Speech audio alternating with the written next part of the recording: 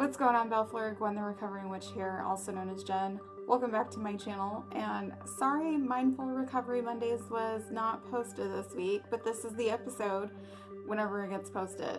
I had a lot of these plans. I completely forgot about Mercury retrograde, and when I had the plans, Mercury retrograde laughed at me. So, sorry about that, guys.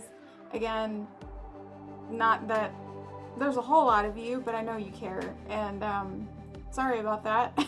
But I did have to take care of some things for myself and family time and trying to schedule it out. But anyway, welcome to the episode of Mindful Recovery Mondays, where I am currently right now in this segment, I am covering The Pagan in Recovery by Dierdre and Hebert, and this week we are on step 3. Whenever this video is posted, I'm still following the order, going all the way to step 12, but again, for this episode, we're doing step 3. Step 3 is made a decision to turn our will and our lives over to the care of the divine and our highest self. Going into the 12 steps in a traditional recovery program, the third step is made a decision to turn our will and our lives over to the care of God as we understood it. I mentioned last week about the minefields, and guess what, folks? We hit another minefield. Okay. Typically, when an individual goes into the room and maybe they don't identify as Christian, it kind of makes the person hesitate a little bit and turns them off. Because a lot of the book is followed along as part of the King James version of the Bible when they started adding things in. I know I did talk about last week with Bill and his buddy Ebby Thatcher, when he said he found religion. I failed to mention Ebby. He was out in Akron, Ohio, and there's a lot of debate about this, but I won't get into this too much, but he actually went into a group called the Oxford group, and it was for those who were in suffering. They found the spiritual healing as part of it, but as more was revealed through Bill and his experience of coming together with the program, it wasn't just the spiritual aspect that was like the major piece. There were like 3 pieces and kind of tying everything in together. So again, because he was doing it firsthand experience, because he was using himself as the experiment. So a lot of the times I believe, and Hebert does mention that in the book, the part as in the traditional third step, God as we understood him. And that's the thing that gets missed between people that are in the program. They've been in there for several years and they started sponsoring, and then also for a beginner. And I do feel like at times it gets like very lost. But it is touched on quite a bit. It's kind of like when you hear the word God, we, him, no. That again, that's just establishing it's very Christian. And if you've been in the rooms of either an AA program or NA program, and you have a sponsor, and maybe you're not too assigned to any type of spirituality, but maybe trying to find it, there might be a time where you might be invited to go to church. Several times. For me, in my own personal opinion, at this point, it's kind of like setting up boundaries personally. Like where I am in the position of being like, well, if I get invited, I can say no. And this is really good to look at like what your spiritual beliefs are. If you haven't really figured it out yet, kind of like where I'm sitting at right now, kind of putting puzzle pieces together. It does get a little like muddy water, if that makes sense. Is that clear as mud? And a lot of the times, like when this happens, this really hinders the individual. Like when they get to this step, it's like, do I even want to move forward? I have noticed from a lot of people that I have talked to in the program and built connections and relationships with, depending on what their spirituality is, and it's very important to them. They have been told by people who have been in the program for some time that well, if you don't believe in God, like, then this isn't going to work. And it's like, okay, where did we lose the division of God of your own understanding? All right. Like me personally, God of my own understanding. I am reading another book. It's not AA related, but I did find this very helpful, and I thought maybe it kind of tied in very well. And I'll probably do a book review on this later. But it's very much looking at when you're personally looking at words and the meanings that they have to you personally. And a few of the words, one was God, the other was religion, and the other one was spirituality. And I have noticed a lot in our society, we kind of interchange those words as far as religion and spirituality. And I think Hebert did a great job specifying what the two have a meaning for. On page 32, Hebert says, the 12-step programs are not religious programs, and that is not what the founders intended either. Religion is the means whereby we express our spirituality, but our religion is not our spirituality. Our spirituality may be likened our bodies, and our religion likened to our clothing. The religion, like our clothing, is what people may see, but our spirituality gives the underlying shape and substance. Our religion, like our clothing, can be flattering or not. It can be beautiful or ugly and dirty. And a style that works wonders for one person may well not work for another. But at this stage, religion has little to do with anything. Step 3 is nothing but a decision, an agreement between you and the higher power that you believe is capable of restoring you to sanity. So then we come to the topic of making a decision. And guess what, guys? Story time. Story time. When I did the third step with my sponsor, I have my notes written down, but I'm gonna try to make this as fresh from my memory as possible. But yes, I'm still friends with this lovely woman to this day, and we do work together in a nonprofit, and it is revolving around sobriety as far as when it comes to young adults. And so we have a nonprofit for that here where we live. And so anyway, she was my first sponsor, and I picked her because she reminded me of my English teacher who had passed away within that year, at the beginning of that year. And she ironically was a school teacher. She was a choir teacher, and she had just retired this past year. And so at the time, she was still working, and I'm working the steps with her. We get to step 3, and we'd meet after hours after she was done with work. And I met her one day after her classes were over, when the school was closing, and we were going to do the third step in her office. So I truly believe I have been very fortunate, and I am very grateful that she did establish the boundary between what a God is of my own understanding, at the time identifying as Christian, but not pushing a certain belief onto me. And she did tell me if I did not have a God of my understanding, I could borrow hers. But again, it was me telling her what my background was. I didn't have a disposition. The more I looked at it, I kind of did through the years. And I figured with what I knew and what I had, I would go ahead and try to make it work somehow, because I was desperate. I was very, very desperate. So this poor lady. Typically, when you have a sponsor, they will walk you through the same steps that their sponsor did as well. It's like carrying on a legacy. And she mentioned to me as we read the third step, and we were going to do the third step prayer together, she said that she was with her sponsor and they got on their knees and they prayed. I wasn't really into above it, oh, I'm not gonna do that. I was willing, because again, I said I was pretty desperate, but it was kind of do we have to? So that was red flag number 1 for me. Not anything against her, because again, I knew what she was doing, but for me, it was just one of those flags that I had to pay attention to. Does that sit right with me? for me personally in my belief system. But the whole point with my sponsor was that she wanted me to come to a decision or conclusion of, did I come to believe in something that was bigger than myself, and asking help from that force or entity that was bigger than me, which I had no problem with.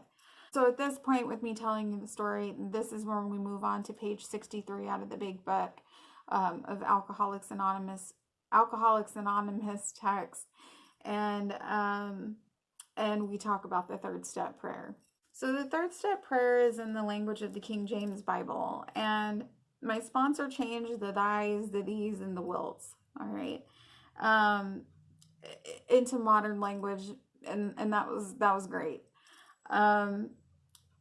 So again, like I said, when we were kneeling to pray, again, this is kind of like one of the things that you're taught, and it's kind of like, is this going with the person's beliefs of, do they bow to their knees humbly to pray to a God of their understanding, or is their entity, higher power, being, or God not really care if they stand or kneel or sit? I didn't make any disposition. I didn't make any disposition on getting my knees, because again, growing up as a Catholic, and now I'm a recovering Catholic, most of the masses we stand, we sit, and we kneel on the, like, through the hour. One other thing I wanted to talk about from my story time was, after we finished the prayer, my sponsor, just love her, she asked me, she's like, how do you feel? And I'm like, okay. She's hoping like there was like that feeling of like a shock, kind of like after you done like a really powerful ritual or something, like, do you feel it like going in your veins or something? And I'm just like, yeah. Hey, you know, even though I didn't really feel something, like something carried me through, and it worked. I would say, like, my advice, but take it with a grain of salt, because I know that there's going to be some people that might misconstrue as to what I say. If it is really bothersome, don't throw in the towel, okay? The advice would be to stick around and work the steps with someone, at least, who has worked the step themselves. But in the meantime, being really honest and upfront with the sponsor. Tell them where you're at. If you have been a practicing pagan for some time, let them know.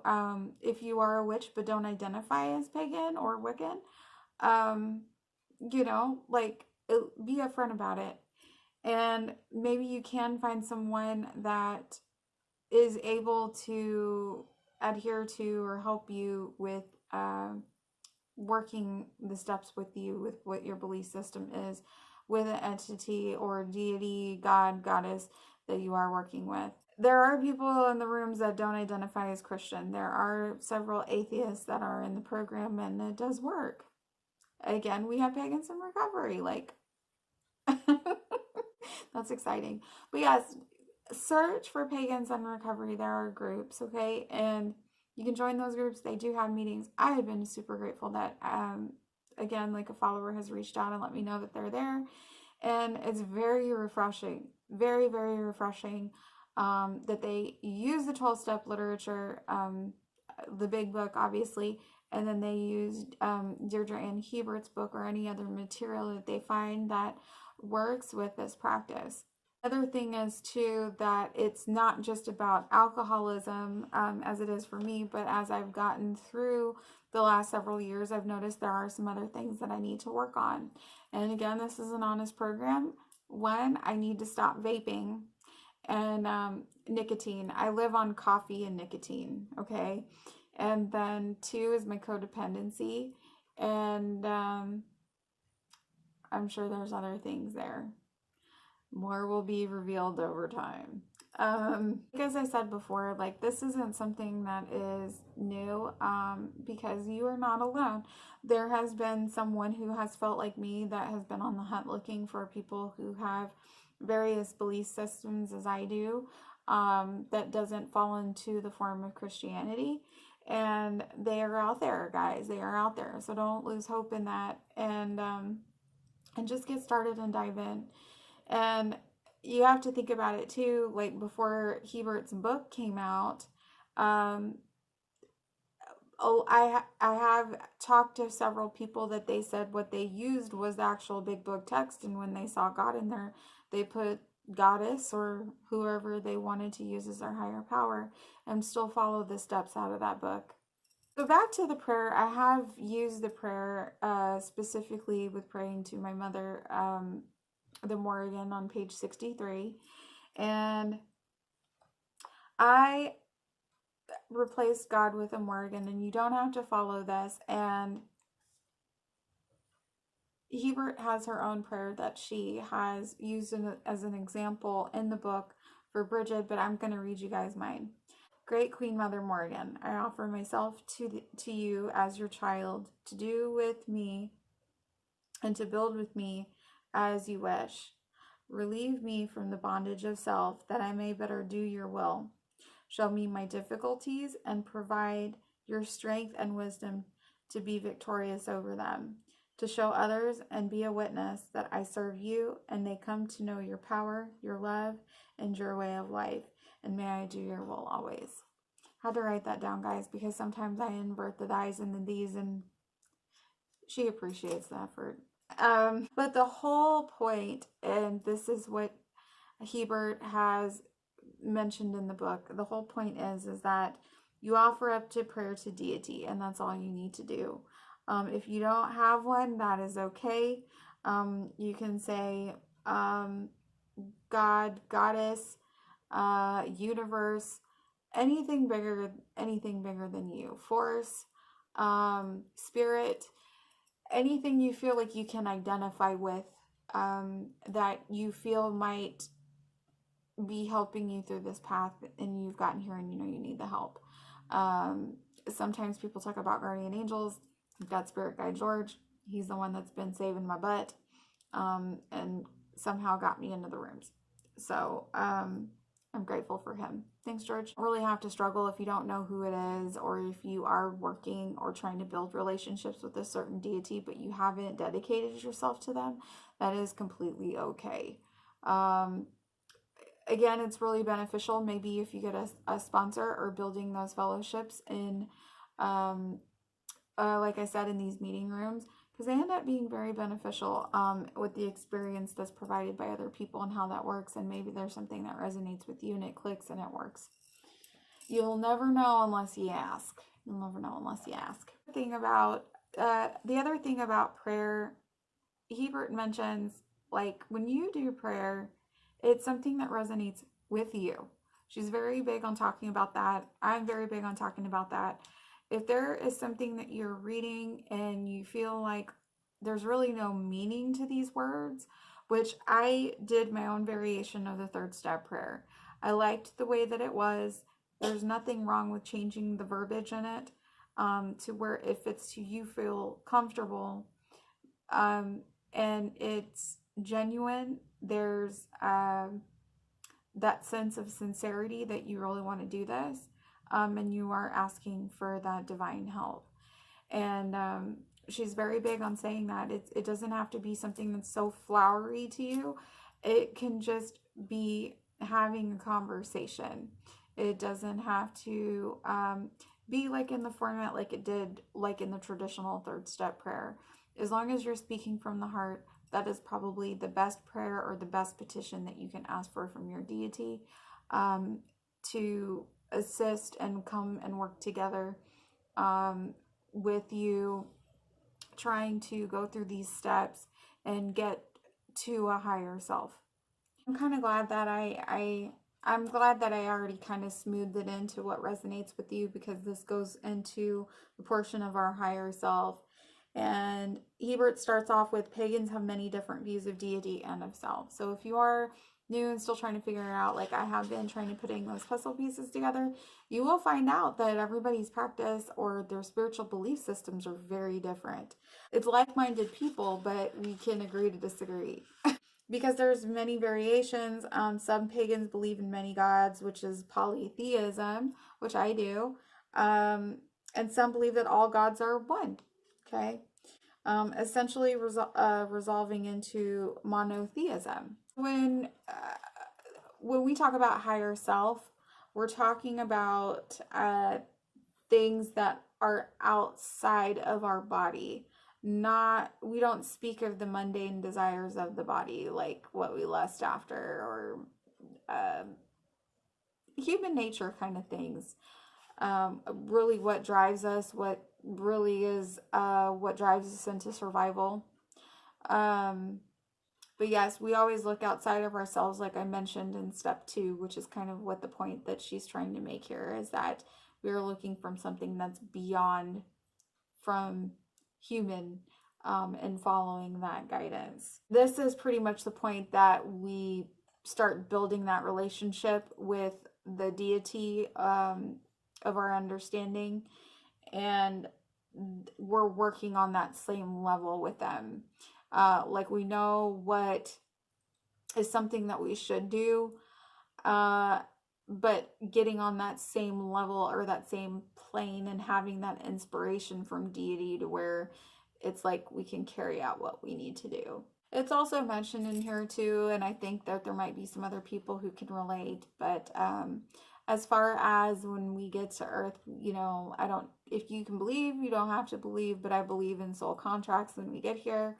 And we're always trying to find like our purpose. Like, what is our purpose? Why are we here? And I've always asked that question for a very long time. So when we think of our true purpose, that's our life calling, one might consider this being the actions of trying to pursue higher self. Hebert talks about that it is the purpose from which conforms to any divine purpose, and thus as we err in our daily lives, we stray not only from any divine plan, but from our own purpose as well. So when we make this dedication, I guess, as far as the search to prayer goes, this is basically announcing, and it's almost kind of like going back into step 1, being honest with ourselves, but we are telling and making ourselves willing and ready for deity to take over and say, hey, this load is way too heavy for me to carry anymore. I'm giving it up to you, and I'm hoping we can work together to do this. Not saying that 100% completely, like, hey, this is your problem now, can you handle it? No, we have to put in some action with that too. It's realigning our mindset in our lives that have gone astray, like our instincts going awry, as they were mentioned before, and recognizing that we had lost our purpose and we're trying to get our purpose back. Or aligning with your higher self, I guess is the better term to say that too. So to sum up step 3, Hebert writes, in step 3, we're acknowledging that there must be cooperation between our daily self, our higher self, and whichever gods and goddesses we work best with. We acknowledge that there is much more than just me in the equation, and that as far down this hole as we may have come, it's going to take more than me to work our way out. We have recognized that where we are at the bottom. We have recognized that we are at bottom, but we also know that we can call out that someone is listening and will respond. The hole we've dug may be deep, but the ladder or rope that will be provided for us at the very moment we ask.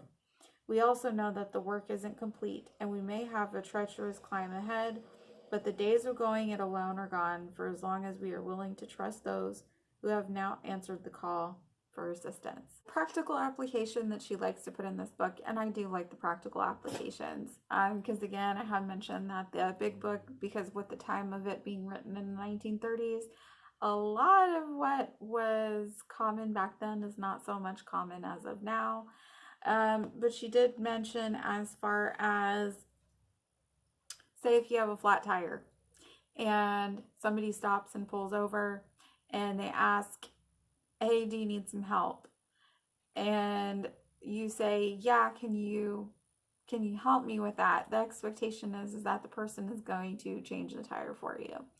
All right. But really we know that if we ask for the help, yes, we can help each other change the tire together, versus the other person doing it for you. This is kind of like what goes into step 3 of coming together and working together on these steps. She also does mention in nature, when you think about it, squirrels, they know that they have to go get like their acorns and nuts or whatever when it comes to winter. It's knowing that the trees are not going to produce the same fruit as it has in the season. And nobody is going to provide for them and make this storage of nuts. I'm 12. I laugh when I say nuts. Just kidding. Just kidding. Again, it's convenient for them to store those nuts during the winter so they don't have to go out when it's super cold. So they know that at some point they have to store the food so that way they are prepared. They know Mother Nature is going to provide, but they have to work for it to get it. It's kind of like the birds, like out in, what is it? Ritual 1, Ritual 2, Ritual 2. Like I talked about the birds, they know that they're going to be provided for, but they still have to go look for the food. I have to say, the Ritual 3, I have to think about this because she did say if you can't do this, get creative. All right. She did say, what you will need for this ritual is a stream over, which is a narrow makeshift bridge, or perhaps a small pool and some cylinder blocks which support a beam above the pool. Okay. The beam or bridge should be solid enough to support the weight of 2 people safely and wide enough to have sure footing. If none of this is available, use your imagination and come up with something similar. In asking for help, we recognize that we need to trust. Trust is not a skill that comes easy to many of us, but it is necessary for survival, especially for the addict or alcoholic. When you have found the bridge or erected your very own over a pool, you will be blindfolded and the individual helping you will lead you over this bridge. I think I'm just gonna do a trust fall. Yeah. Basically, this person, you're just gonna have to trust them, and they're just gonna tell you a little more so you can make it to the other side of this small pool without falling in. Okay, that does sound a little bit scary. Again, if you don't have like a little small pool and you can't do like a little overbridge with the beams, getting creative. I will have to say, I did try to do a headstand when I was talking about the first episode of Witching Out Wednesdays. That was something I wanted to try. I think I am still going to do a video because that did take a lot of trust. I do not have a lot of upper body strength anymore. My legs were the ones that carried muscle because I was a runner. And sometimes they do feel like lead because they're so heavy. But it's getting your torso to do the work and balance. And I did have to have my niece help me because I was a little afraid of doing a headstand by myself and hurting myself. So she did have to pick up my legs. And I think she kind of held them just to see if I would stay. So I don't even know if she let go or not. But I think that is something willing to try to see if she can help me do that again and see how far that I get. So I'm just going to let y'all know that is my step 3. I'm not going to go out and buy a pool, but she did say go and get creative. If you do have a little kiddie pool and you're able to, by all means, try this. It does sound fascinating and very fun. And I really mean that with all the sincerity, but yeah. And then here's the comments of old timers. Are you willing to go to any length? I am, guys, I am. But yeah, if you can't do this, then find something else. Anyways, thanks so much for tuning back into this video segment of Mindful Recovery Mondays. If you have a comment, please write your comment below. Have you tried this ritual? If you are a pagan in recovery and have read this book, I would like to know how that went for you. If you had a substitute, let me know what that was. If you enjoyed this video, don't forget to give it a thumbs up, as YouTube loves the algorithm. The more likes that I get, the more popular this video becomes, or any of my videos on this channel becomes.